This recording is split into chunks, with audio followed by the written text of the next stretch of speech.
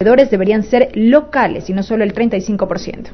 En este momento, en el uso de la palabra, el asambleísta Henry Llanes. Me llamó la atención la intervención del señor asambleísta Juan Cárdenas, porque él nos lleva a un debate ideológico, y a mí me parece que esta asamblea, que este pleno, sí es correcto que debata temas ideológicos, porque así orienta la política.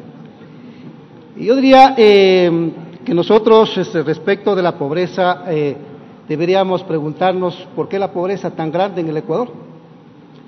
De acuerdo a los informes del INEC del año pasado, por ejemplo, en materia del subempleo, hablaba el INEC de que el 57% de la PEA es gente que está en el subempleo y el 4.5% en desempleo abierto, de manera que estamos hablando de un 61.5% de la gente pobre en el Ecuador, de una población económicamente activa de 8.300.000 personas.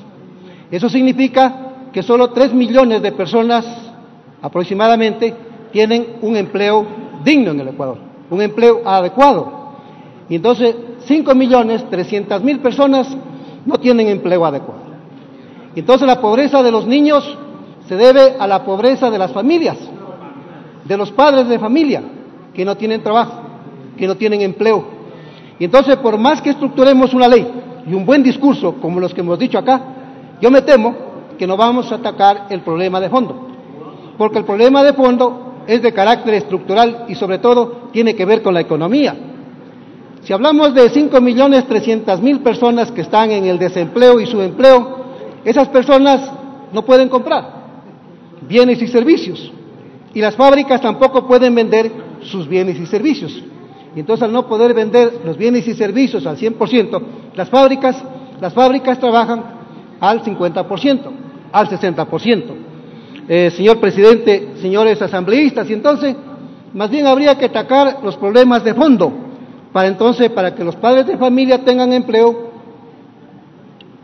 para que las familias tengan empleo y de esa manera puedan crear a sus hijos de una manera digna, dándoles una buena educación, una buena salud, una buena recreación para que se desarrollen humanamente, socialmente, intelectualmente y espiritualmente, que es una de las luchas que toda sociedad lo debe hacer. Entonces aquí, señores legisladores, señor presidente, a mí me gusta el tema ideológico y tengo que decir que uno de los factores de la crisis del Ecuador es ese enorme desempleo y subempleo en que vive la República. Ese es un punto. El segundo punto que le tiene al Ecuador en una condición de crisis es la enorme deuda pública. En el año 2010 la deuda pública en el Ecuador era de 8.600 millones de dólares. Ese era el saldo de la deuda pública en el año 2010. Hoy la deuda pública supera los 60.000 millones de dólares. Ayer hablaba alguien que debe tener prioridad. Por ejemplo, los presupuestos de la salud y la educación no pueden tener prioridad, porque hay una deuda pública que tiene prioridad. El gobierno actual paga desde hace 2 años atrás aproximadamente 10.000 a 11.000 millones de dólares en capital y intereses.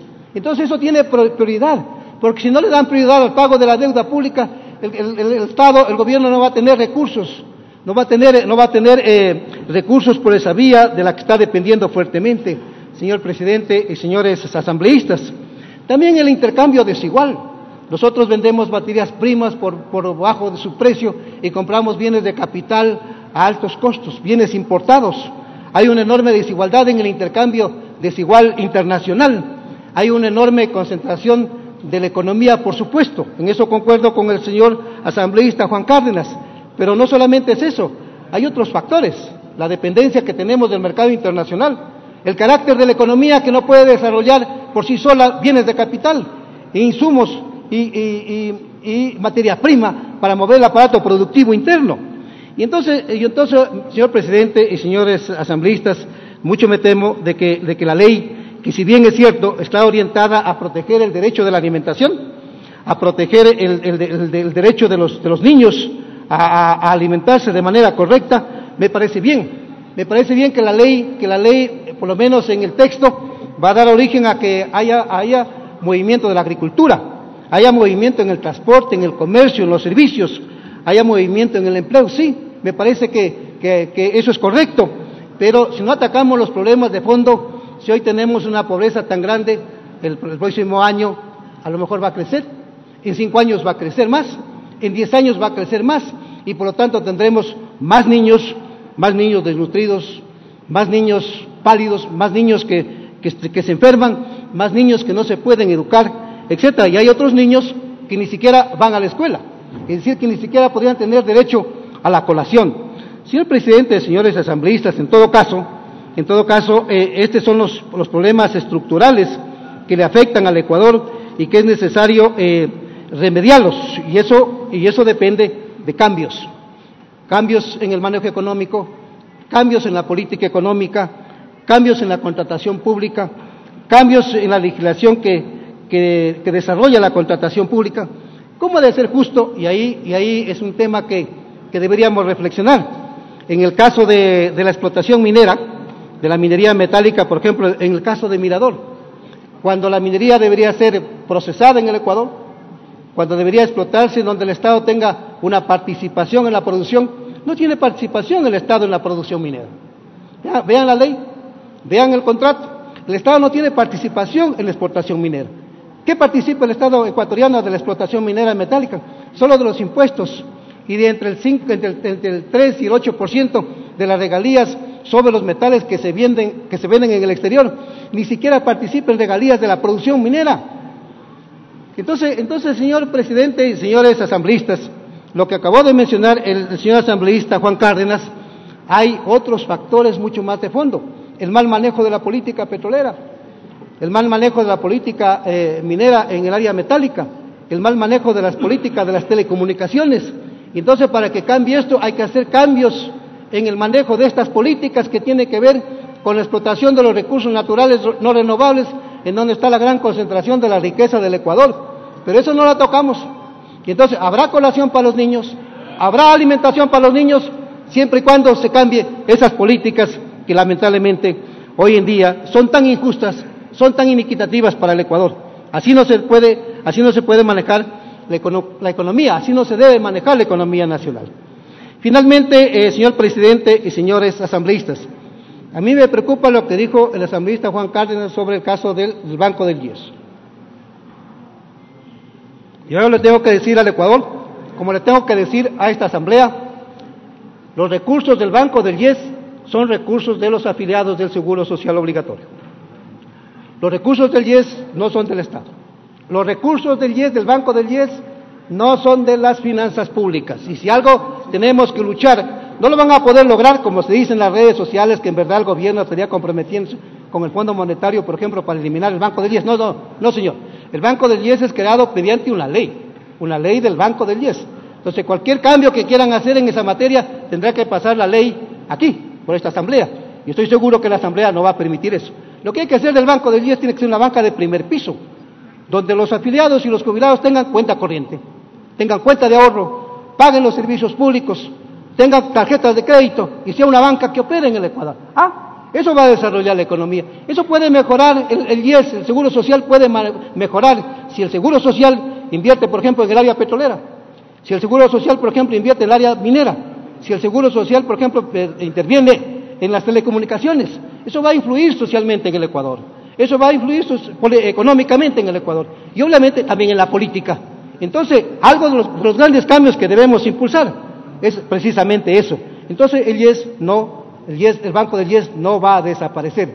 Lo que hay que es reformarlo, lo que hay que cambiarlo para que el Banco del IES sea bien manejado con una empresa especializada en banca. Así que, así es un mal manejo desastroso. El banco, los recursos de los trabajadores no pueden ser manejados de esa manera. Más del 10% de cartera incobrable, que supera largamente a lo que la banca privada tiene como promedio de mora, que es del 2.5. Así que, estimado asambleísta Prayo, aquí el problema es estructural de la economía nacional. Si no le cambiamos estas desigualdades, estas iniquidades a la estructura económica del Ecuador, vamos a tener a futuro más y más niños pobres y más familias pobres. Y eso sin duda alguna, el Ecuador no puede soportar. Eso es insostenible. Entonces tenemos que cambiar el carácter de la economía para que la economía tenga un carácter más autónomo. Y el señor asambleísta Praño decía ayer, a futuro, el principal recurso de una sociedad es la tecnología, es la ciencia, es la cibernética, sí, pero para cambiar la economía, para cambiar las condiciones sociales y políticas del Ecuador. Y entonces yo celebro que es una buena intención lo que ha hecho la señora asambleísta Praño, lo felicito. Yo felicito al trabajo de la comisión que la preside el asambleísta Candel, que es todo un buen esfuerzo, y lo que se dijo ayer y lo que se ha dicho hoy. Pero yo concluyo, señores asambleístas, una socióloga inglesa decía que las condiciones materiales, que las condiciones económicas de las personas, de la sociedad, son las que determinan las condiciones sociales de las personas. Vuelvo a repetir, las condiciones económicas y materiales de una sociedad es la que determina las condiciones sociales de una persona. Influye en el derecho, influye en la filosofía, influye en la moral y influye en la religión. De manera que es un problema estructural la pobreza, y no es así nomás como el que decimos, pongamos una ley para que se dé colación a los niños. Ahí no está el problema de fondo. Señor presidente, señores asambleístas. Escuchamos al asambleísta Henry Llanes, quien dijo